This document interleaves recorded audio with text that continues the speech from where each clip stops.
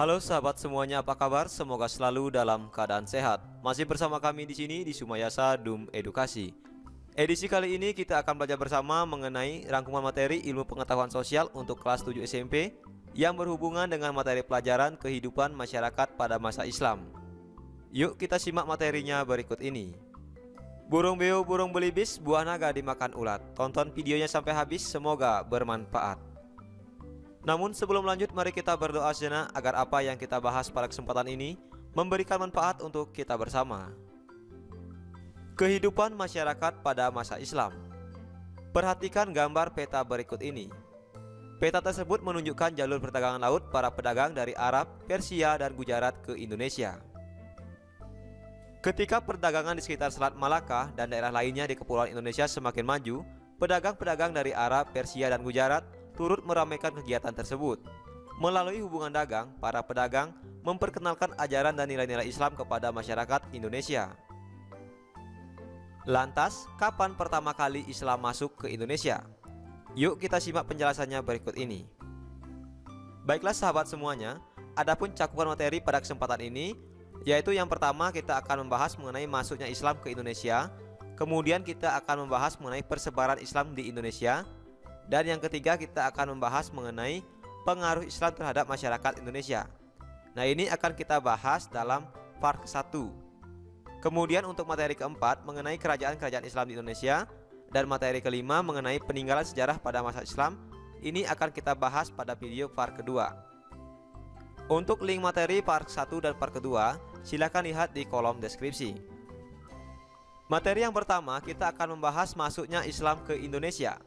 Ada beberapa pendapat yang menjelaskan waktu masuknya Islam dan tempat asalnya. Yang pertama yaitu teori Mekah. Menurut Buya Hamka, Haji Abdul Malik Harib Amrullah mengatakan bahwa Islam berasal dari tanah kelahirannya yaitu Arab atau Mesir. Proses ini berlangsung pada abad-abad pertama Hijriah atau abad ke-7 Masehi. Hal ini berdasarkan bukti bahwa bangsa Indonesia sejak awal telah menganut mazhab Syafi'i yang sama dengan mazhab yang dianut di Mekah. Teori yang kedua yaitu teori Persia. Hoshin Dejajaningrat mengatakan bahwa Islam yang masuk ke Indonesia berasal dari Persia. Pendapatnya didasarkan pada kesamaan budaya dan tradisi yang berkembang antara masyarakat Persia dan masyarakat Indonesia. Teori yang ketiga yaitu teori Gujarat. Pendapat ketiga bahwa Islam masuk ke Kepulauan Indonesia berasal dari Gujarat sekitar abad ke-13 Masehi. Penentuan waktu itu berdasarkan tulisan pada batu nisan Sultan Malik Al-Saleh yang berangkat tahun 698 Hijriah atau 1297 Masehi. Bukti lain tentang masuknya Islam pada abad ke-13 Masehi adalah dari catatan Marco Polo atau pedagang Venesia yang singgah di Sumatera dalam perjalanan pulangnya dari Cina pada tahun 1292. Di sana disebutkan bahwa Perla merupakan kota Islam yang pertama. Nah, untuk kota Perla kalau saat peta sekarang itu ada di bagian Aceh teman-teman. Jadi pada zaman dulu Perla itu merupakan kerajaan Islam tersendiri, beda dengan kerajaan Aceh. Berdasarkan beberapa pendapat di atas, maka dapat disimpulkan bahwa Islam yang datang pada abad ke-7 Masehi ini berasal dari Arab. Sedangkan Islam yang datang pada abad ke-13 Masehi ini berasal dari Gujarat. Selanjutnya kita akan membahas materi mengenai persebaran Islam di Indonesia. Persebaran Islam di Indonesia terjadi secara bertahap.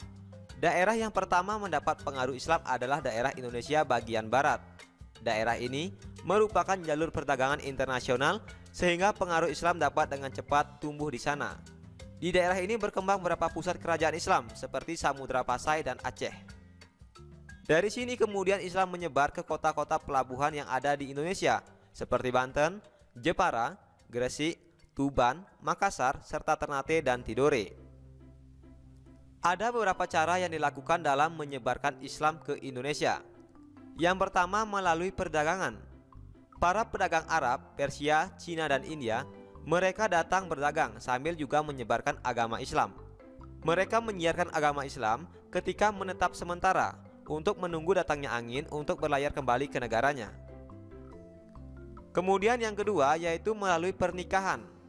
Para pedagang muslim yang menetap di sekitar pelabuhan melakukan perkawinan dengan penduduk setempat. baik masyarakat biasa maupun masyarakat bangsawan. Yang ketiga yaitu melalui pendidikan.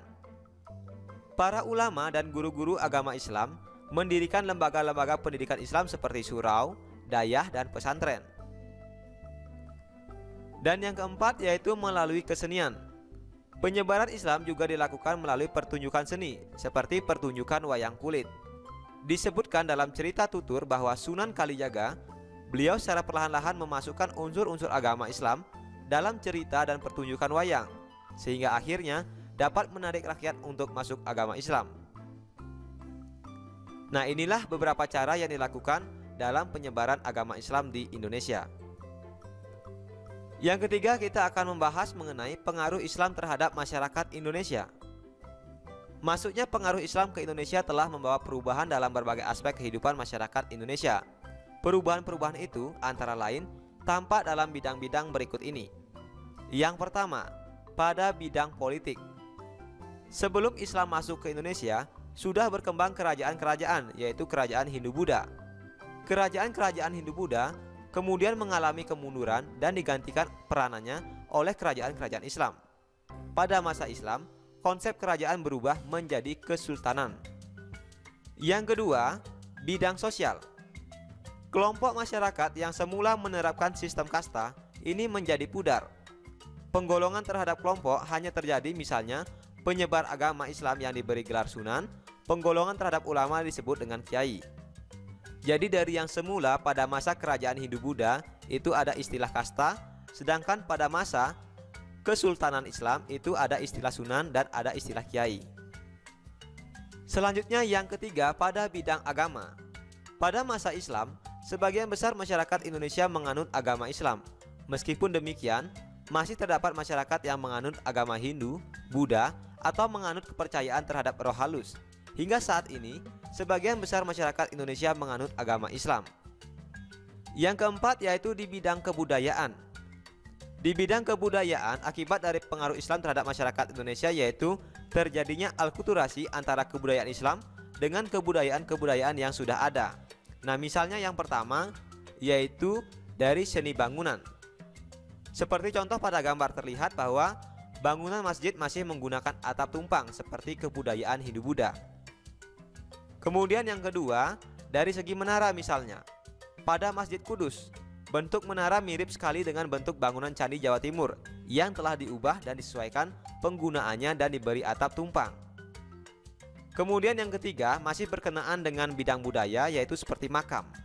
Pembangunan makam bagi sebagian umat Islam di Indonesia dianggap sebagai bentuk penghormatan kepada orang yang telah meninggal. Makam-makam yang terletak di tempat-tempat tinggi atau di atas bukit masih menunjukkan kesinambungan tradisi yang mengandung unsur kepercayaan kepada roh nenek moyang dan merupakan bentuk perwujudan pendirian pundan berundak megalitik. Pengaruh di bidang kebudayaan berikut yaitu seni ukir. Seni ukir yang berkembang pada masa Islam merupakan modifikasi dari masa-masa kerajaan sebelumnya. Dalam ajaran Islam ada larangan untuk membuat patung atau melukis makhluk hidup, apalagi dalam bentuk manusia. Ragam hias ini kemudian ditambah dengan ragam hias huruf Arab atau kaligrafi yang kerap kali digunakan untuk menyamarkan lukisan makhluk hidup. Baiklah sahabat semuanya, demikian tadi materi kita yang berhubungan dengan kehidupan masyarakat pada masa Islam, yaitu lebih tepatnya mengenai materi bagaimana agama Islam disebarkan di Indonesia, kemudian peta jalur perdagangan masuknya agama Islam ke Indonesia, dan pengaruh agama Islam terhadap budaya masyarakat di Indonesia. Berikut ini merupakan rangkum materi dari apa yang sudah kita bahas pada kesempatan ini. Yang pertama, agama Islam masuk ke Indonesia pada abad ke-7 sampai dengan 13 Masehi melalui jalur perdagangan yang dibawa oleh para pedagang dari Arab, Persia, dan India. Yang kedua, teori-teori mengenai masuknya Islam ke Indonesia yaitu ada teori Mekah, teori Persia, dan teori Gujarat. Yang ketiga, penyebaran Islam di Indonesia dilakukan melalui beberapa cara, yaitu melalui perdagangan, melalui pernikahan, melalui pendidikan, dan melalui kesenian. Yang keempat, masuknya pengaruh Islam ke Indonesia telah membawa perubahan dalam berbagai aspek kehidupan masyarakat Indonesia. Perubahan-perubahan itu antara lain tampak dalam bidang politik, bidang sosial, bidang agama, dan bidang kebudayaan. Terima kasih telah menyaksikan video ini. Semoga bermanfaat. Nasi kecap rasanya gurih ditambah kuah daging cumi. Saya ucapkan terima kasih sudah mendukung video kami. Sampai jumpa lagi dalam video pembelajaran berikutnya.